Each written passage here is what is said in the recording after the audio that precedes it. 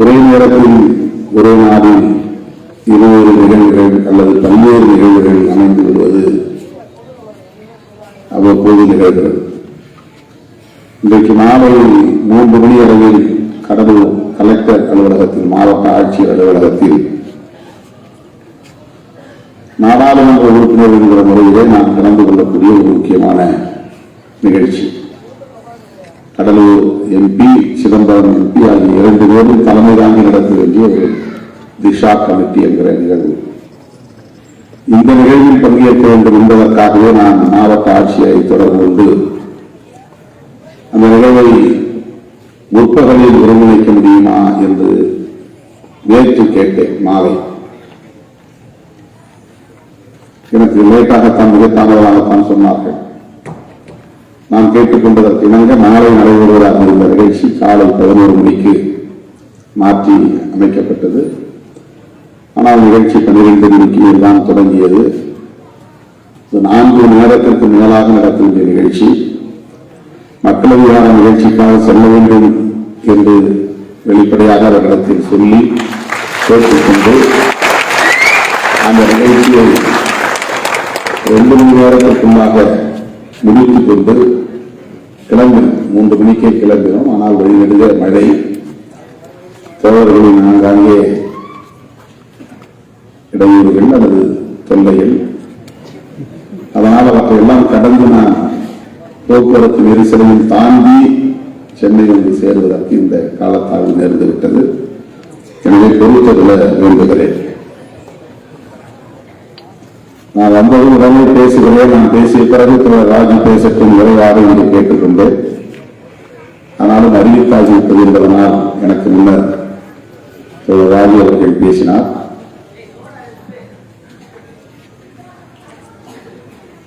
எனக்குள்ள நெருக்கடிகளையும் இங்கே செல்ல கோபத்தோடு சுட்டிக்காட்டினார் அல்லது வருத்தத்தை வெளிப்படுத்தினார். விடுதலை சிறுத்தைகள் கட்சி இடதுசாரி ஜனநாயக சக்திகளோடு எவ்வாறு இணைந்து இயங்குகிறது என்பதை கடந்த கால் நூற்றாண்டு அரசியலில் களத்தில் உள்ள அனைவரும் நன்கு அறிவார்கள். அந்த வகையிலே மக்களவையாக ஒருங்கிணைக்கிற எல்லா நிகழ்ச்சிகளிலும் நான் தவறாமல் பங்கேற்கிறேன். இந்த அழைப்பை உடனடியாக நான் ஏற்றுக்கொண்டேன். எனக்கு வேறென்ன நிகழ்ச்சி இருக்கிறது என்பதை கூட நான் சோதித்து பார்க்கவில்லை, கேட்டு சொல்லவில்லை. உடனே வருகிறேன் என்று செய்து கொண்டு விட்டேன். இந்த நிகழ்ச்சியில் பங்கேற்பது எனக்கு பெரிய மகிழ்ச்சி. ராஜு அவர்கள் பேசுகிற போது தலைப்பை பற்றி சொன்னார். ஒன்றிய அதிகார குவிப்பை தடுத்திடு என்பதற்கு பதிலாக தகர்த்திடு என்று ஒரு திருத்தம் சொன்னார்கள் என்று நான் இந்த பின்னணியை பார்த்ததும் எனக்கு தோன்றிய ஒரு திருத்தம், தடுத்திடு என்பதற்கு பதிலாக தடுப்போம், போரிடு என்பதற்கு பதிலாக போரிடுவோ என்று இருக்கலாமே என்று எனக்கு தோன்றியது. நாம் மொழியிலே நின்றுவது யாருக்கோ சொல்லுவதோ இல்லாமல் நம்மையும் இணைத்துக் கொண்டு நாமும் சேர்ந்து களத்திலே நின்று தடுப்போம் அல்லது தகர்ப்போம், போரிடுவோம் என்கிற வகையில் அமைந்திருக்கலாமே என்று எனக்கு தோன்றியது. அவர் கொடுத்த போதே அப்போதே நாம் எல்லோரும் சேர்ந்து களத்திலே இருக்க வேண்டும். தமிழகத்தில் உள்ள அனைத்து ஜனநாயக முற்போக்கு சக்திகள், இடதுசாரி சக்திகள் அனைவரும் ஒருங்கிணைந்து போராட வேண்டும்.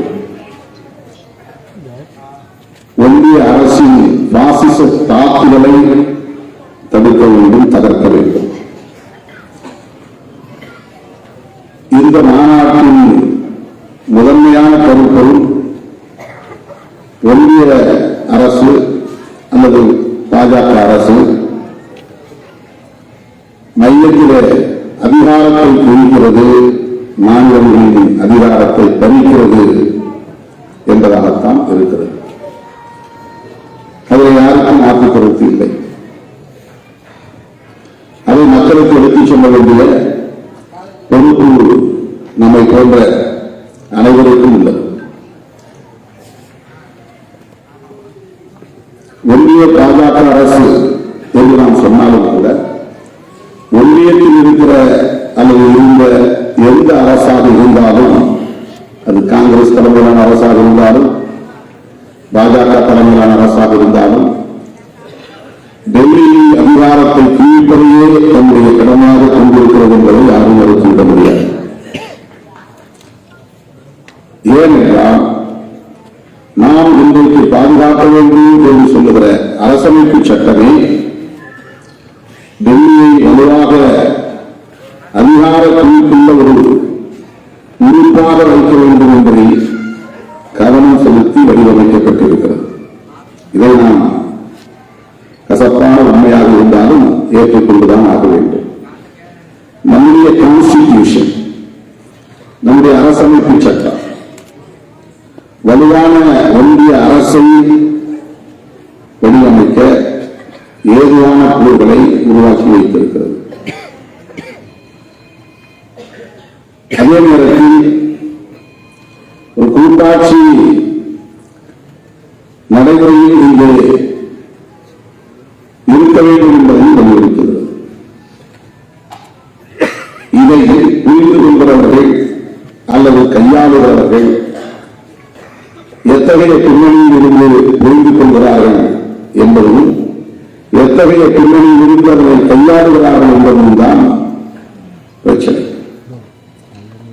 அதனால்தான் புரட்சியாளர் அம்பேத்கர் அவர்கள் மிகவும் எச்சரிக்கையாக சொன்னார், இந்த அரசமைப்பு சட்டம் நல்லவரின் கையில் கிடைத்தால் நாடு நலம்பெறும், தீயோரின் கையில் கிடைத்தால் ஒரு தீயில் போய் முடியும் என்று புரட்சியாளர் அம்பேத்கர் மிகவும் எச்சரிக்கையாக சொல்லி வைத்திருக்கிறார்.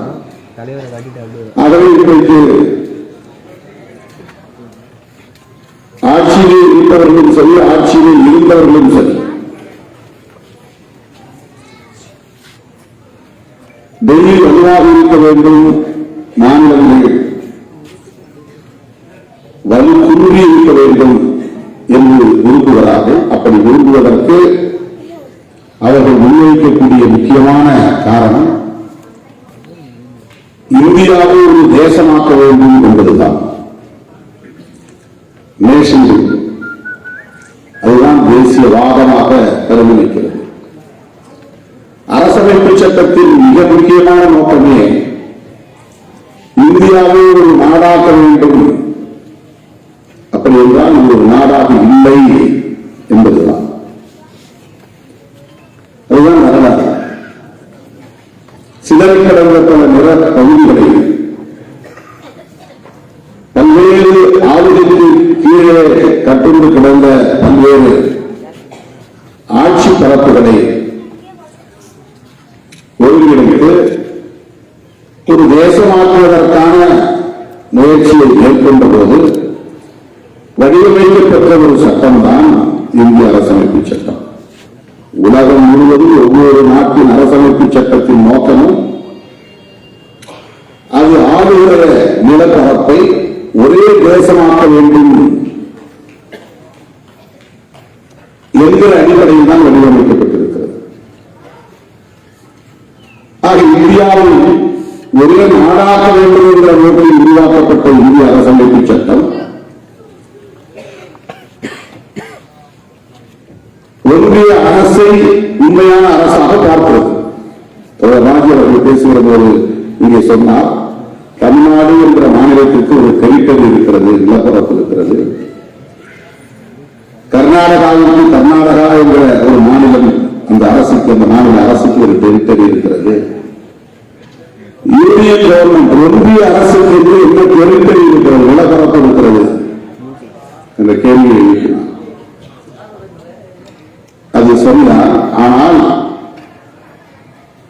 அந்த நிலப்பரப்பாக அவர்கள் பார்ப்பதுதான் எல்லா மாநிலங்களிலும் இணைந்த இந்தியா. ஒரே நிலப்பரப்பாக மாற்ற வேண்டும் என்பதுதான் அவர்களின் நோக்கம்.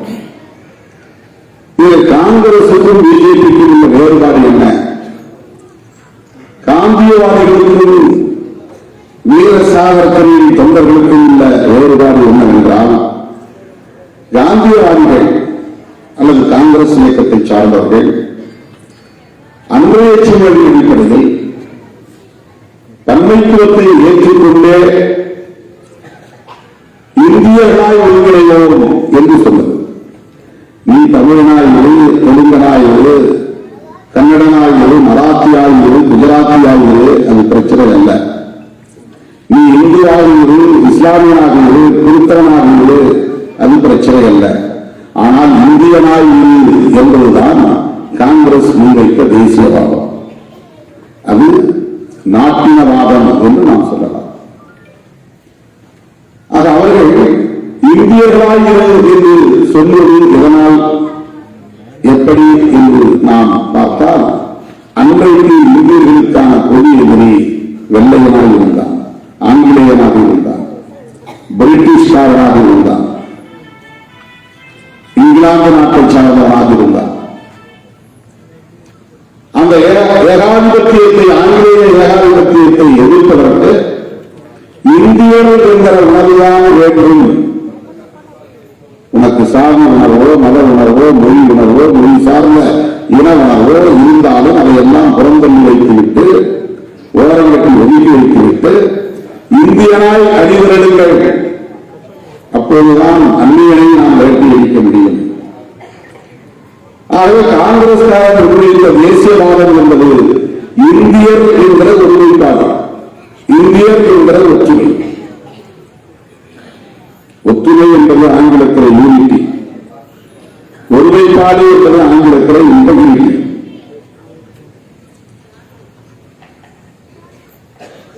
தன்மைத்துவத்தை ஏற்றுக்கொண்டு ஒற்றுமையாக இருப்பது இன்டெகிரிட்டி. நீ நீயாக, நான் நானாக இருக்கிறேன், ஆனால் நாம் இருவரும் நாமாக இருப்போம் என்கிற அந்த அடிப்படையிலே வைப்பதுதான். பிஜேபிக்காரர்கள் இருக்கிற அந்த ஒருமைப்பாடு என்னவென்றால், இந்தியர் என்று இப்போது அவனால் சொல்ல முடியவில்லை. அவருக்கு தேவை இந்துவாக இரு என்பதுதான் அவருடைய தேசியவாதமாக இருக்கிறது. அவன் முன்வைத்த தேசியவாதம் இந்தியன் என்கிற தேசியவாதம், இந்தியன். இவன் வைக்கிற தேசியவாதம் இந்து நேஷனலிசம். இந்த தேசம் இந்துக்களின் தேசமாக அறிவிக்கப்பட வேண்டும், நாம் இது இந்துக்களாகவே நம்மை அடையாளப்படுத்திக் கொள்ள வேண்டும், அந்த அடிப்படையில் ஒரே நாடு என்கிற ஒரு வடிவத்தை, ஒரு கட்டமைப்பை இங்கே உறுதியாக வேண்டும். இதுதான் காங்கிரஸ்காரர்களுக்கும் பிஜேபிக்காரர்களுக்கும் இடையிலான வேறுபாடு. ஆனால் இருவருக்கும் பொதுவான உடன்பாடு என்னவென்றால், இவற்றையெல்லாம் சாதிக்க வேண்டுமானால் மொழி உணர்வு கூடாது, பிராந்திய உணர்வு கூடாது, மாநில உரிமைகள் கூடாது, மாறாக வலுவான ஒன்றிய அரசு இருந்தால் மட்டும்தான் இதை சாதிக்க முடியும். காங்கிரஸ்காரர்களுக்கு இந்த மாற்றத்திற்கு கிடையாது. இதுதான் காங்கிரஸ்காரர்கள் விளங்குகிறார். பிஜேபிக்காரர்களுக்கும் காங்கிரஸ் முரண்பாடு இருக்க முடியாது. இதுதான் பிஜேபியின் நிலைப்பாடும் கூட. அதே போல முதலாளித்துவ நிலைப்பாடுகள் குறித்த விவாதத்தை எடுத்துக் கொண்டால் காங்கிரசுக்கும் பிஜேபிக்கும் பெரிய இடைவெளி கிடையாது. சமூக மற்றும் கலாச்சார தளத்திலே பிஜேபியோடு அவர்கள் முரண்படுகிறார்கள். சமாதானம் வேண்டாம், இந்து ராஷ்டிரம் வேண்டாம், மதச்சார்பு வேண்டாம், பிறப்பின் அடிப்படையான உயர்வு தாழ்வு என்கிற பாகுபாடு வேண்டாம். இவற்றிலே காங்கிரஸ் மற்றும் காங்கிரசின் தோழமை கட்சிகள் நம்முடைய சிந்தனைகளோடு மேற்கோட்டி இணைகிறார்கள். காங்கிரஸோடு பிஜேபி இந்த சமூக மற்றும் கலாச்சார தளங்களில் முரண்படுகிறார்கள். அவர்களுக்கு ஒரே நாடு தேவை. எதற்காக? ஒரே சந்தையை நிறுவுவதற்காக. கார்ப்பரேட் நலன்களில் இருந்து அந்த பார்வை. ஒரே நாடு தேவை. எதற்காக? சமூக மற்றும் கலாச்சார தளங்களில் ஒரே கலாச்சாரத்தை நிறுவுவதற்காக. இதுதான் பிஜேபி.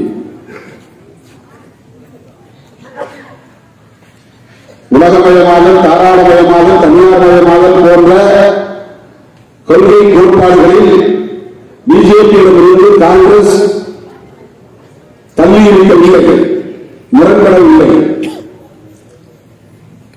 காங்கிரஸ் கட்சி அதை உள்வாங்கிக் கொண்டது, நடைமுறைப்படுத்தியது. கார்ப்பரேட்டுகளின் நலன்களை அவர்கள் நம்மை போல் அணுகவில்லை, எதிர்க்கவில்லை.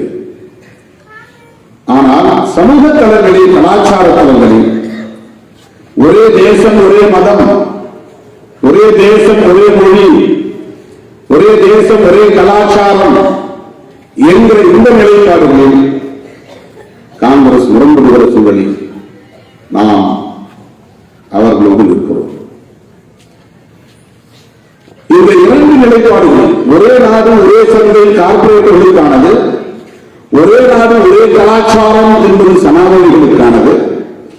இவற்றில் இந்த இரண்டில் மிகவும் ஆபத்தானது எது, தீங்கானது எது என்று பார்த்தால், பிற நாடுகளில் இருந்து ஒப்பிடுகிற போது இந்தியாவுக்கு மட்டுமே உள்ள சிறப்புக்குரியவாக இருக்கிற ஒரே நாடு ஒரே கலாச்சாரம் என்பதுதான் மிகவும் ஆபத்தானது.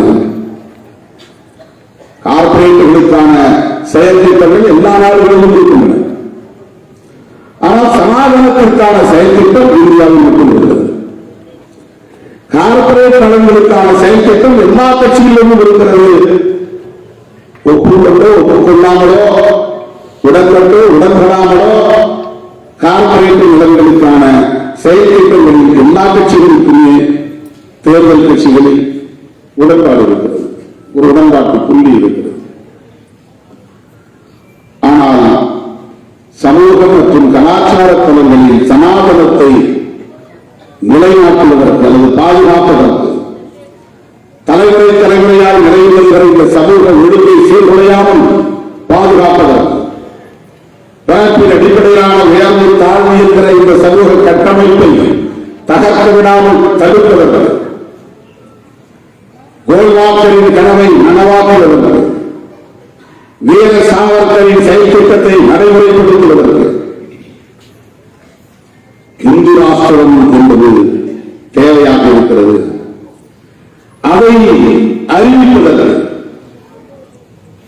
இன்றைக்கு அவர்களின் முன்னால் இருக்கிற மிகப்பெரிய முட்டுக்கட்டை இது என்றால் காங்கிரசோ கம்யூனிஸ்டுகளோ அல்ல, திமுக போன்ற திராவிட கட்சிகளோ அல்ல. இதையெல்லாம் எதிர்க்கின்றன, விமர்சிக்கின்றன. இவற்றையெல்லாம் அவர்கள் தேர்தல் களத்தில் எதிர்கொள்கிறார்கள்.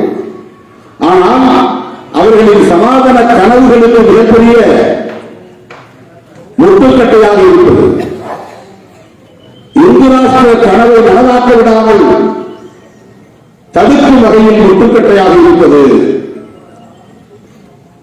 இந்திய அரசமைப்பு சட்டம்தான், கான்ஸ்டிடியூஷன் ஆஃப் இந்தியா என்பதுதான். எப்படி ஒன்றிய அரசுக்கு அதிகார குவிப்பை தருகிற அதே கான்ஸ்டிடியூஷன், டெல்லியிலே வலுவான ஒரு ஒன்றிய அரசு அமைய வேண்டும், அப்போதுதான் ஒரு இந்தியா என்ற நாட்டை வடிவமைக்க முடியும் என்பதற்கான ஏதுக்களை தருகிற, ஏதுவான வாய்ப்புகளை தருகிற அதே கான்ஸ்டிடியூஷன் சனாதனத்திற்கு துணியில் இடம் கொடுக்காமல் மிக வலுவாக, மிக முக்கியத்துவம் வாய்ந்த கோட்பாடுகளை முன்மொழிகிறது. புதிய இந்தியாவை கட்டமைப்பதற்கு என்ன புதிய இந்தியா? சமத்துவ இந்தியா, சகோதரத்துவ இந்தியா கட்டமைக்கப்படுவதற்கு, சகோதரத்துவம் வளர வேண்டுமானால், சமத்துவம் இங்கே நிறுவப்பட வேண்டுமானால் சனாதனம் என்கிற கருத்தியல் வேறுபடுத்தப்பட வேண்டும். அதன் அடிப்படையில் நிறுவப்பட்டிருக்கிற சமூக அமைப்புக்கு எதிரான தாக்குதல் நடைபெற வேண்டும். அதற்கு மாவோயிஸ்டுகள் காடுகளில் பயிற்சி பெற்று ஆயுதம் தாங்கிய யுத்தத்தை நடத்துவது போல் அல்லாமல் நிலப்பரப்புகளுக்கு எதிராக, கார்ப்பரேட் நிறுவனங்களுக்கு எதிராக சுரண்ட முதலாளித்துவ ஆதிக்க கும்பலுக்கு எதிராக உழைக்கும் மக்களை அரசியல்படுத்தி அமைப்பாக்கி அவர்களோடு களம் காண வேண்டும் என்று எண்ணாமல் அந்த வழியை தேடாமல்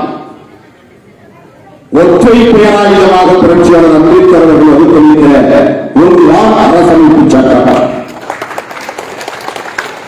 மாவோயிஸ்டுகளின் கைகளில் இருக்கிற அத்தனை ஆயுதங்களுக்கு உள்ள வலிமையை விட 1000 மடங்கு வலிமை கொண்டதாக இருக்கிற ஒற்றை பேராயுதம் அரசமைப்பு சட்டம்.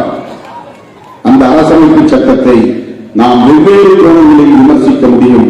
ஆனால் இந்த கோணத்தில் அதுதான் நமக்கு ஒரு புதிய இந்தியாவை கட்டமைப்பதற்கான வாய்ப்பை உருவாக்கி தருகிறது.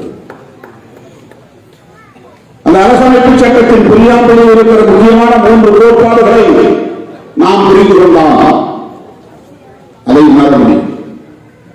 அந்த அரசமைப்பு சட்டத்தின் முக்கியமான 3 இசங்கள். ஒன்று பெடரலிசம், இன்றைக்கு இந்த மாநாட்டின் முக்கியமான கருப்பொருளாக இருக்கிறது. பெடரலிசம். 2 புளூரலிசம், பன்மைத்துவம். ஒரே தேசம் ஒரே கலாச்சாரம் கூடாது. இந்த கோரிக்கை, இந்த முழக்கம் பிஜேபி பின்னால் வந்து இருக்கும் என்பது 1950க்கு முன்னரே புரட்சியாளர் அம்பேத்கர் போன்ற தலைவர்களுக்கு தெரிந்திருக்கு. ஆகவே புளூரலிசம் என்கிற அந்த கோட்பாடு, பன்மைத்துவம் என்கிற கோட்பாடு, அதை விட மிக முக்கியமானது சனாதனிகளின் கண்ணை உறுத்துகிற, தொண்டையை நேரிடுகிற கோட்பாடு செக்யூலரிசம் என்பதாகும். அரசமைப்பு சட்டத்தில் 3 நீர்வீழ்ச்சி கோட்பாடுகளாக பிரியாம்பிள் முன்மொழியக்கூடிய கோட்பாடுகள் பெடரலிசம், புளூரலிசம், செக்யூலரிசம். இவற்றின் அடிப்படையிலான ஒரு புதிய அரசை நாங்கள் உருவாக்கப் போகிறோம். We the people of India have solemnly resolved to constitute into sovereign democratic republic. இப்படி ஒரு அரசை நாங்கள் உருவாக்க ஒருமித்த முடிவை எடுத்திருக்கிறோம். இந்த 3 சொற்கள் தான் இந்தியன் யூனியன் கவர்மெண்ட்டுக்கான definition. What is union government அப்படின்னு கேட்டா, it is nothing but sovereign democratic republic. இறையாண்மையுள்ள ஜனநாயக குடியரசு. அதில் மதசார்பின்மை என்கிற சொற்களுடன் இல்லை, செகுலரிசம் இல்லை, சமதர்மம் என்கிற சொல், சோசலிசம் என்கிற சொல் இல்லை. 1950 ஜனவரி 26 அன்று நடைமுறைக்கு வந்த அந்த அரசமைப்பு சட்டத்தின் பிரியாம்பிள் என்கிற முகப்படையில் யூனியன் கவர்மெண்ட் என்பதற்கான விவரணையில் இந்த 3 சொற்கள் மட்டுமே இல்லை. இது குடியரசு. எப்படிப்பட்ட குடியரசு? ஜனநாயக குடியரசு. எப்படிப்பட்ட ஜனநாயக குடியரசு? இறையாண்மையுள்ள ஜனநாயக குடியரசு. வேறு எந்த நாடும் எங்களுக்கு கொள்கை முடிவில் தலையிட முடியாது, எங்களை நாங்களே ஆண்டு கொள்ளுகிற ஆளுமையை பெற்றிருக்கிறோம் என்று சொல்லுகிற இறையாண்மை உள்ள ஜனநாயக குடியரசு. இதற்காக இந்த ஒவ்வொரு குடிமகனுக்குமான நீதி, சுதந்திரம், சமத்துவம், சகோதரத்துவம் ஆகியவற்றை நிறுவுவதற்காக இதுதான் பிரியாம்பிள். இதுதான் மேனிஃபெஸ்டோ ஆஃப் மாடர்ன் இந்தியா. இதுதான் புதிய இந்தியாவை கட்டமைப்பதற்கான கொள்கை அறிக்கை. சனாதனத்தை தகர்க்கும் வெடிமருந்து கிடங்கி சனாதன இந்தியாவில், பாகுபாடுகள் நிறைந்த இந்தியாவில் சுதந்திரம் கிடையாது, நீதி இல்லை, சகோதரத்துவம் இல்லை, சமத்துவம் இல்லை. இதுதான் ஆயிரக்கணக்கான ஆண்டுகளாக உருவாகியுள்ள இந்தியா. பல்வேறு சமஸ்தானங்களாக சிதறி கிடந்தாலும் திருவாரூர் மகாராஜா வேறு, மைசூர் மகாராஜா வேறு. ஆனால் இவர்கள் ஆட்சி அதிகார எல்லைக்குள்ளே இருந்த சமூக கட்டமைப்பு சனாதன கட்டமைப்பாக இருந்தது. இந்தியா முழுவதும் ஒரு மன்னன் இல்லை, இந்தியா முழுவதும் ஒரு அரசு அமைப்பு இல்லை, இந்தியா முழுவதும் ஒரு அரசுக்கான ஒற்றை கோட்பாடு எல்லோராலும் ஏற்றுக்கொள்ளப்பட்ட கோட்பாடாக இல்லை. ஆனால் நூற்றுக்கணக்கான சமஸ்தானங்கள் இருந்தும் கூட ஒவ்வொரு சமஸ்தானத்திற்கும் ஒவ்வொரு மன்னரின் ஆட்சி காலத்திலும் வெவ்வேறு காலகட்டத்திலும் இந்த இந்திய சமூக கட்டமைப்பில் சனாதனமே ஏறோடியும் இருக்கிறது, வேரோடியும் இருக்கிறது. எல்லா ஆட்சி காலத்திலும் அதுவே முதன்மையான கோட்பாடாக இருந்திருக்கிறது. பாகுபாடு நிறைந்த சமூகமாக இது கட்டமைக்கப்பட்டிருக்கிறது. எனவே இதுதான் இருக்கிற ஆபத்துகளிலேயே தீங்குகளிலேயே மிக மோசமானது என்பதை உணர்ந்த புரட்சியாளர் அம்பேத்கர் அவர்கள் அந்த இந்தியாவை தகர்ப்பதற்கு புதிய கோட்பாடுகளை முன்மொழிகிறார். அந்த கோட்பாடு நாங்கள் உருவாக்கப் போகிற புதிய இந்தியாவில் சமூக நீதி, பொருளாதார நீதி, பொலிட்டிக்கல் அரசியல் நீதி இருக்கும். அவர்களுக்கு கருத்து சொல்வதற்கு இதர மதம் போன்ற மொழி போன்ற அனைத்திலும் ஈடுபாடு கொள்வதற்கான சுதந்திரம் உண்டு. சகோதரத்துவம் இங்கே விடைபெறும், சமத்துவம் இங்கே மலரும், பாகுபாடுகள் இருக்காது, டிஸ்கிரிமினேஷன் இருக்காது, ஆண் மேலானவர் பெண் கீழானவர் என்கிற டிஸ்கிரிமினேஷன் இருக்காது, உயர்ந்த சாதி கீழ் சாதி என்கிற பாகுபாடு இருக்காது. பாகுபாடுகளற்ற இந்தியா, இதுதான் புரியாமல், இதுதான் மாடர்ன் இந்தியா. சனாதனத்தை தகர்ப்பதற்கான பேராயுதங்கள்.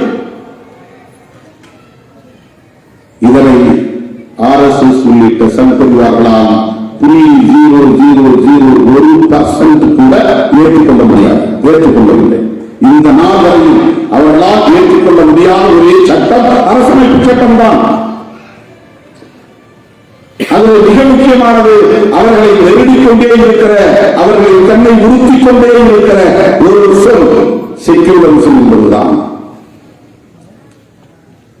பாகிஸ்தானுக்கு இஸ்லாம் ஒரு அரச மதமாக இருக்கிற போது, இலங்கைக்கு பௌத்தம் ஒரு அரச மதமாக இருக்கிற போது, ஐரோப்பா நாடுகளுக்கெல்லாம் கிறிஸ்தவம் அரச மதமாக இருக்கிற போது, அரசமைப்பு சட்டத்திலேயே அதை அங்கீகரித்திருக்கிற போது, இந்தியாவுக்கு ஏன் அரச மதம் ஸ்டேட் ரிலீஜன் கூடாது என்பதுதான் சம்பரிவார்களின் கேள்வி. லாஜிக் அடிப்படையில் பார்த்தால் அது சரி என்றுதான் தோன்றும். ஏன் இந்தியாவுக்கு ஒரு அரச மதம் கூடாது? ஏன் இந்தியாவை இந்துஸ்தான் என்று சொல்லக்கூடாது? அவன் பாகிஸ்தான் என்று மத அடிப்படையிலே தேசத்திற்கு பெயர் சூட்டி இருக்கிற போது, இஸ்லாமியர்களின் அரச மதம் என்று வெளிப்படையாக அரசமைப்பு சட்டத்திலே அறிவித்திருக்கிற போது, இந்தியாவில் மட்டும் ஏன் அரசமைப்பு சட்டத்திலே எங்களுக்கு ஒரு அரச மதம் வேண்டும் என்பதை ஏற்கவில்லை என்பதுதான் அவர்களின் கேள்வி. இதனை பிற்காலத்தில் மிகவும் யுத்தமாக புரிந்து கொண்ட இந்திரா காந்தி அம்மையார் அவருடைய விசா சட்டம் கடுமையானது, கொடூரமானது, குரூரமானது, மக்கள் விரோதமானது, கடுமையான விமர்சனத்திற்குரியது. அந்த இந்திரா காந்தி தான் அரசமைப்பு சட்டத்தின் பிரியாம்பல் என்கிற முகப்புறையில் திருத்தம் கொண்டு வந்தார் 1976. இப்படி ஒரு கும்பல் பின்னால் வரும். இதனை நாம் எழுத்துப்பூர்வமாக லெட்டரின் ஸ்பிரிட், எழுத்துப்பூர்வமாக இதில் பதிவு செய்ய வேண்டும் என்று அரசமைப்பு சட்டத்தின் யூனியன் கவர்மெண்ட் பற்றிய அந்த விவரணையில் 2 சொற்களை இணைக்கிறார். அதுதான் socialist secular. Sovereign socialist secular democratic republic. இந்த 2 சொற்கள் ஏற்கனவே இல்லை. ஏனென்றால் அரசமைப்பு சட்டத்தில் அரசு மதம் அறிவிக்கப்படவில்லை. அப்படி என்றால் மதசார்பற்ற அரசு, புதிதாக உருவாகிற இந்த குடியரசு மதசார்பற்ற அரசு. குடிமக்களுக்கு மதம் உண்டு, கலாச்சாரத்தில் அவர்களுக்கு எந்த சுதந்திரமும் உண்டு, எந்த கடவுளையும் வழிபாடு செய்து கொள்ளலாம், அதை யாரும் தடுக்கக்கூடாது. அவனுடைய கருத்தை அவன் பரப்புரை செய்யலாம், அதையும் தடுக்கக்கூடாது. அந்த நிகழ்ச்சி உண்டு. ஆனால் அரசுக்கு அது கிடையாது. அரசியல் மதசார்பு இயங்கக்கூடாது. இது குறித்து கான்ஸ்டிடியூயன்ட் அசெம்பிளியிலே, அரசியல் நிர்ணய சபையிலே விரிவாக விவாதிக்கப்பட்ட பிறகு எல்லோரும் சேர்ந்து ஒப்புக்கொள்வதுதான், காந்தியிலிருந்து ஒப்புக்கொண்டதுதான். தீவிரமான சனாதன பற்றாளர், சாதி நீக்கத்து தீண்டாமை வெளியேற்று என்று சொன்னவர், உட்புறவி கூட்டப்பிரதியில் நம்பிக்கை கொண்டவர், நான் ஒரு சனாதன சக்திதான் என்று வெளிப்படையாக அறிவித்துக் கொண்டவர். ஒரு உறுதி அவர் நம்மோடு உடன்பட்டார், அம்பேத்கர் அவர்களோடு உடன்பட்டார். என்னவென்றால் அரசுக்கு மதம் வேண்டாம், மதசார்பற்ற அரசு, செக்யூலர் இதெல்லாம் வியப்புக்குரிய உண்மை. காந்தியடிகளில் விடக்கட்டார் என்பதுதான், ஜவஹர்லால் நேருவில விடக்கட்டார் என்பதுதான். அப்போது பட்டேல்வர்கள் எல்லாம் RSS பல வகையில் துணையாக இருந்தார்கள். அரச மதம் ஏற்றுகிற கருத்திலே காங்கிரசுக்குள்ளேயே நிறைய ஆதரவு இருந்தது. ஆனாலும் அதையெல்லாம் தாண்டி அரசமைப்பு சட்டத்திலே செக்குலரிசம் பதிவு செய்யப்பட்டது, நிறுவப்பட்டது. இந்திரா காந்தி அம்மையார் செக்குலர் ஸ்டேட் என்பதை திருத்தம் கொண்டு வந்து நிறுவினார். தோழர்களே, இதுதான் இன்றைக்கு RSSக்கு மிக முக்கியமான அஜெண்டா. பாரதிய ஜனதா கட்சியின் மூத்த தலைவர்கள் ஒருவரான சுப்பிரமணிய சுவாமி உச்ச நீதிமன்றத்திலே வழக்கு தொடுத்து அது நிறுவனம் இருக்கிறது. இந்திரா காந்தி விசா காலத்திலே 3 சொற்களை பெரியார்களில் இணைத்தார். ஒன்று இந்த டெஃபினிஷன் ஆஃப் யூனியன் கவர்மெண்ட், அதிலே சோசியலிஸ்ட் செக்யூலர் இணைத்தார். இன்னொன்று ஃப்ரெட்டர்னிட்டி பற்றி சொல்லக்கூடிய இடத்துல முதலில் யூனிட்டி மட்டும் இருந்தது, அதில் இன்டெகிரிட்டி என்கிற வார்த்தையும் இணைத்தார். இந்த மூன்றில் அந்த இரண்டையும் நீக்க வேண்டும் என்று சுப்பிரமணிய சாமி உச்ச நீதிமன்றத்தில் வழக்கு கொடுத்திருக்கிறார். இதுதான் வீர சாவர்கரின் தொண்டர்களுடைய வேட்கை. இந்த அரசு மதசார்புள்ள அரசாக இருக்க வேண்டும். அதற்கு இங்கே தடையாக இருப்பது கான்ஸ்டிடியூஷன். இந்து ராஷ்டிரா என்று அறிவிக்க வேண்டும், அதற்கு தடையாக இருப்பது கான்ஸ்டிடியூஷன். ஒரே மதம் இங்கே இருக்க வேண்டும், அதற்கு தடையாக இருப்பது தன்மைத்துவம் என்ற கோட்பாட்டை சொல்லுகிற கான்ஸ்டிடியூஷன். ஒரே கலாச்சாரத்தை நிறுவ முடியாமல் மொழி அடிப்படையிலும் இன அடிப்படையிலும் வெவ்வேறு கலாச்சாரத்தை உயர்த்தி பிடிக்கிற நிலையில் நீடிக்கிறது, அதற்கு உதவுவது கான்ஸ்டிடியூஷன். அதில் இருக்கிற குமுறலிசம்.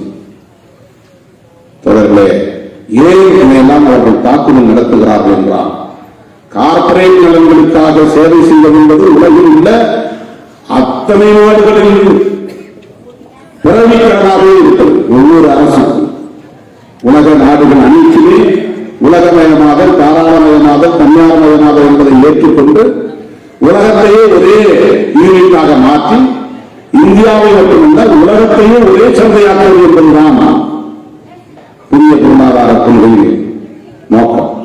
உலகமே ஒரே சந்தையாக இருக்கிறது. நான் சின்ன பிள்ளையா இருக்கிறது, எங்க ஊருக்கு யாராவது உப்பு வீட்டு வந்தா முன்னாலே போய் தடுத்துட்டு ஊருக்குள்ள நுழைஞ்சா வரி கட்டணும். ஒரு பேப்பர்ல எழுதி 5 ரூபா கொடுங்க, 5 ரூபா வாங்கினா உள்ள ஒரு வெங்காயம் விற்க முடியும், உப்பு விற்க முடியும். சக்கரை கிழங்கு எடுத்துட்டு வருவாங்க, மாங்காய் எடுத்துட்டு வருவாங்க, கருவாடு எடுத்துட்டு வருவாங்க. ஊருக்குள்ள விட மாட்டாங்க. ஊருக்குள்ள தடுத்து நீ ஊருக்கு வரி கட்டிட்டு அப்புறம் உள்ள போ. இது வியாபாரிகளுக்கு ஒரு தடைதானே.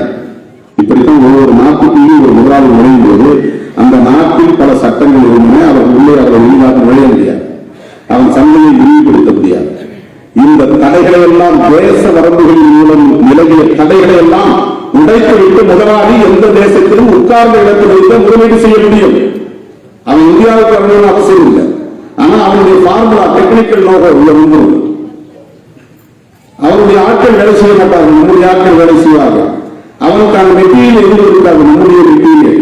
அவனுக்கு தண்ணீர் அவன் நாட்டில் இருந்து வராது, நம்முடைய நாட்டில் இருந்து வரும். எல்லாவற்றையும் நாமே செய்வோம். இங்கு வரக்கூடிய கழிவுகளை அவன் நாட்டில் கொண்டு போவதில்லை, நம்முடைய நாட்டிலே கொண்டு கொட்ட போகிறோம். ஆனால் அவனுக்கு லாபம் போய்கொண்டிருக்கிறது. புதிய பொருளாதார கொள்கை உலகத்தையே ஒரு யூனிட்டாக மாற்றி இருக்கிறது. ஏனென்றால் உலகம் ஒட்டுமொத்தமாகவும் அவனுக்கான சந்தையாக மாற்றுகிறார். எனவே கார்பரேட் நலன்களுக்காக பாராட்டுவது என்பது உலகத்தில் தோன்றியிருக்கிற அத்தனை நாடுகளுக்கும் அல்லது அரசுகளுக்குமான ஒரு கடமையாக இருக்கிறது. இந்தியாவில் அதிலிருந்து மாறுபட்ட இன்னொன்றும் மக்களுக்கு விரோதமாக இருக்கிறது.